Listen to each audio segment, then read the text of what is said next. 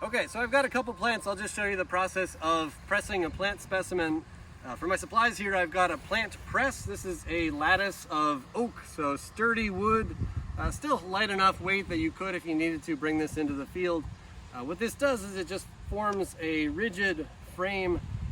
We got two of these, makes a bit of a sandwich on either end, and then in between a whole bunch of cardboard ventilators. So the cardboard also provides a little bit of stiffness in between individual specimens and allows for some airflow through. So when I'm done with this, I'm going to take these and put them into a plant dryer, which is basically a box with hot air that's pushed around by a fan. I've got the ventilators. Also, this kind of paper is a blotter. Pulls up a little bit of the moisture, also softens the press a little bit so you don't get these lines pressed into your plants. I've got a collection of newspapers. The Royal Purple is a wonderful size newspaper to use for this kind of thing. And I've got it basically prepared. It's empty of plants right now, but I've prepared to put some new plants into it, so I'll show that to you. I've got a plant here. This is a Multiflora Rose, one of our invasive plants.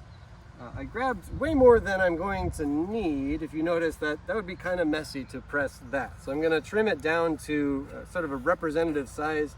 This is a woody vine, so it's basically, to get a representative part is representative of the whole plant. You don't need to collect a whole plant, and certainly it would be unreasonable to collect a whole plant of this species. So I'll probably trim it down to, let's trim that part off. That part off, kind of work our way down. And probably still a little too big. If you get too much, you'll be losing some of the features that are important to watch out for. So individual leaves, the edges of leaves, the edges of flowers, and so on. So I think that's probably a reasonable size, and I'll show you how that gets pressed. The other plant I have here is a sedge that I collected earlier. And then this one, too big, but I'll be able to fold it down, and I'll show you that process. So I got two plants I'm ready to press. As part of pressing plants, you want to contain or record all the data that you have associated with the plants. So we have our habitat features, light level. This is open full light or full sun. Soil type, basically nothing special about that. It's not particularly dry or wet or rocky or mucky. So you would call that basically a mesic soil, middle of the road mesic soil. You would indicate the abundance of the plants you're collecting. So I got the sedge in an area where it was locally abundant. Over the whole habitat, I'd probably call it maybe occasional. So maybe 10% of the places I would look, I might find it. And then the Multiflora Rose I got from an edge of forest habitat. So I'd be recording those down in a recording notebook from the day, and then on the actual specimen, I'm going to write on the newspaper that's associated with it just my name and a number or some kind of shorthand features. So I've got a cardboard here, a blotter, and then just one sheet of Royal Purple that's empty. And all right, so I might write on here my name, 15 June 2020, Nature Preserve, Whitewater Nature Preserve, Prairie. So I've recorded the other data about this. Now I can just press the plant. Angle, diagonal from bottom to top is pretty effective. I'm just going to take this whole clump of plant and bend it down. So that's pretty common. You want to make sure all the parts are inside of the newspaper. And just a little bit down here that's sticking out still, I'm going to bend those back up. Pressing plants a little bit depends on the kind of plant you're pressing. So this is what we call a graminoid, grass-like plant. And it's pretty standard to do this where you just bend them back and forth.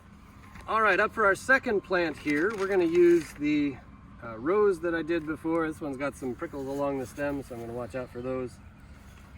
Let's see, I noticed a little bit I could probably do away without.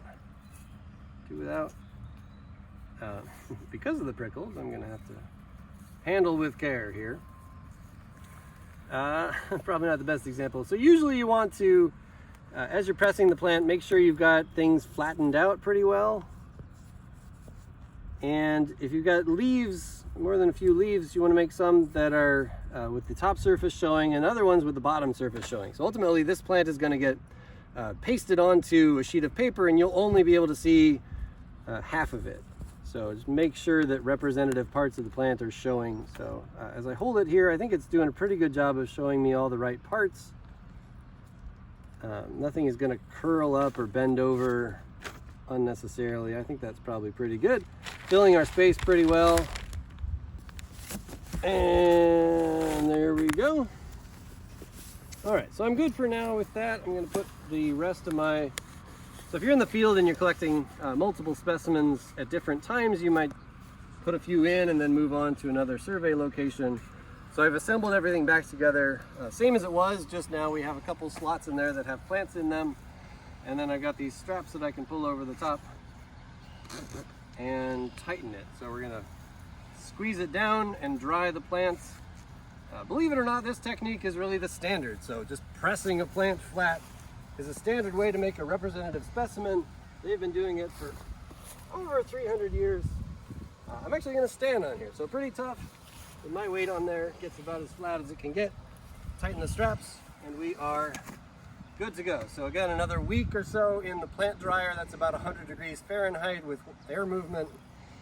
And these plants will be dry, and then we can move on to the next stage where we press them and put them in the herbarium.